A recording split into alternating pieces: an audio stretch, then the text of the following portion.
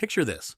You're watching a video of a stranger, someone you've never met and will never meet, walking confidently into a glass door in front of a crowd. You didn't walk into anything, nothing happened to you, and yet your whole body just cringed, your shoulders tensed up. You might have actually looked away from the screen for a second, as if looking away could somehow protect you from an embarrassment that isn't even yours. That's strange when you really stop and think about it. Why does your nervous system react to someone else's humiliation? As if it happened to you personally? You weren't there. You didn't do it. Your reputation is completely fine. And yet here you are, feeling genuinely uncomfortable, on behalf of a total stranger who will probably never know you exist. This is called vicarious embarrassment, and it turns out to be one of the strangest, most revealing quirks of the human brain because it points to something much bigger than just cringing at other people's mistakes. Let's start with what's actually happening physically, because it's not subtle. Researchers have found that when people watch someone else experience an embarrassing situation, their bodies produce measurable physiological stress responses, increased heart rate, sweating, sometimes even a genuine urge to cover their face. Almost identical to what happens when people experience embarrassment themselves. Brain imaging studies have shown that watching someone else get embarrassed activates overlapping regions in the brain, including areas linked to your own sense of self and social evaluation, essentially the parts of your brain responsible for asking, how do I look to other people right now? The wild part is your brain doesn't fully distinguish between you being humiliated and someone else being humiliated. It runs a version of the same alarm either way. So why would evolution build something this seemingly pointless into us? Feeling bad because a stranger tripped in public doesn't obviously help you survive or reproduce.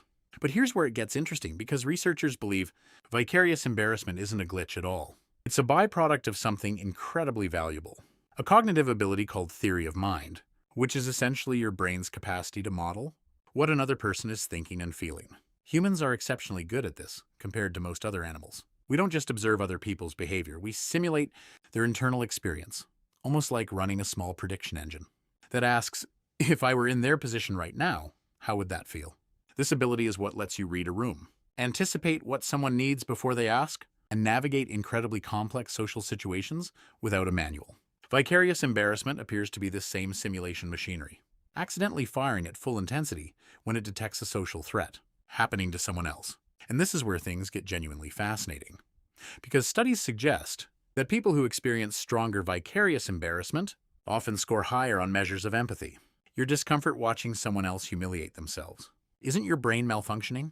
It's your social radar, working exactly as designed, just aimed at the wrong target. Some researchers have even proposed that this response evolved as a kind of early warning system for group living. If you can feel, even faintly, what a social mistake would feel like, before you make it yourself, you become less likely to make that same mistake in front of your own tribe. In small, tightly knit ancestral groups where your reputation genuinely determined whether people shared food with you, defended you, or included you in decisions that affected your survival. Having a built-in simulator for social disaster wasn't a bug. It was a genuinely useful piece of software. Here's a detail that makes this even weirder, though. Studies have found that people with certain conditions affecting theory of mind and social cognition, including some individuals on the autism spectrum, sometimes report experiencing less vicarious embarrassment when watching others in awkward situations. This doesn't mean anything negative about empathy in these individuals broadly, since empathy itself is complex and multifaceted, and research in this area is still evolving.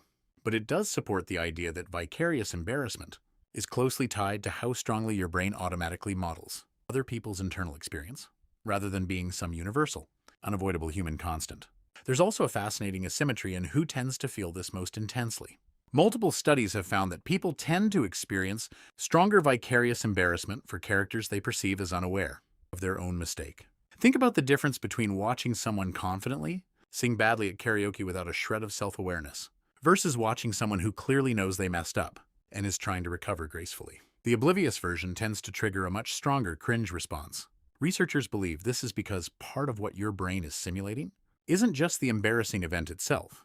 It's specifically simulating the horror of realizing the social damage after the fact. When someone appears blissfully unaware, your brain essentially runs the "oh no, wait until they realize" scenario on their behalf. And that anticipated future humiliation is often what actually produces the cringe.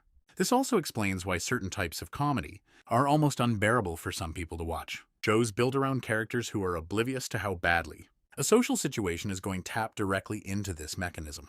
sometimes so effectively that people have to pause the show, or watch it through their fingers, or simply refuse to watch that genre entirely. It's not that these people lack a sense of humor.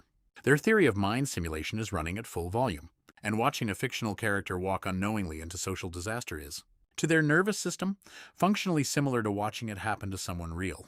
Interestingly, culture also seems to shape how intensely this response shows up. Some research suggests that people from cultures with a stronger emphasis on collective reputation and group harmony report experiencing vicarious embarrassment even more intensely, which makes sense if the whole mechanism evolved around protecting your standing within a tightly interconnected group. If your community's opinion of you and your family carries enormous weight, watching anyone damage their social standing, even a stranger, might register as a slightly bigger threat to the group as a whole. So the next time you catch yourself wincing at a stranger's awkward moment on your phone, understand what's actually happening underneath that reaction. You're not being overly sensitive, and you're definitely not malfunctioning. You're running one of the most sophisticated pieces of social software the human brain has ever developed, a system built over hundreds of thousands of years to keep you safely inside the group by letting you feel the sting of social disaster before it ever happens to you. That flinch isn't really about the stranger falling, tripping, or singing off key at all. It's about a brain so good at modeling other minds that it can't always tell the difference between imagining humiliation and actually being humiliated. Which means, in a strange way, every time you cringe on behalf of someone else, you're witnessing direct proof of just how deeply social a creature you actually are.